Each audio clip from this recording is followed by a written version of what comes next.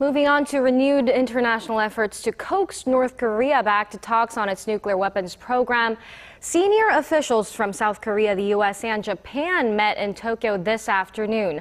On the back of its recent nuclear deal with Iran, the U.S. hopes Pyongyang can be convinced to return to the negotiating table. Our Kim Hyun reports.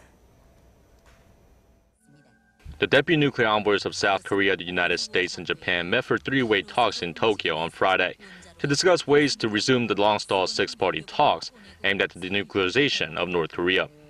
This latest meeting comes amid a flurry of diplomatic activity between all the members of the six-party talks, with the exception of Pyongyang. Gunn, South Korea's Director General for North Korean Nuclear Affairs at the Foreign Ministry, joined his Japanese and U.S. counterparts Shigeki, Takizaki, and Seiler in Tokyo. Seiler is the U.S. Special Envoy for the six-party talks and arrives at the meeting fresh from separate one-on-one talks with Kim and his Chinese counterpart earlier this week. Seoul and Washington have been stepping up efforts to revive the six-party framework, following the historic nuclear deal the U.S. sealed with Iran this month. There had been increased optimism North Korea could be tempted to follow in Tehran's footsteps. But the regime has vocally rebuffed efforts for talks on its nuclear program over the past couple weeks.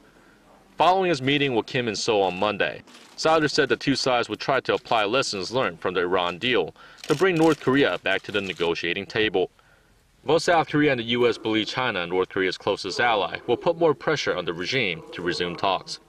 The six-party talks that involve the two Koreas, the U.S., China, Japan, and Russia, have been stalled since late 2008.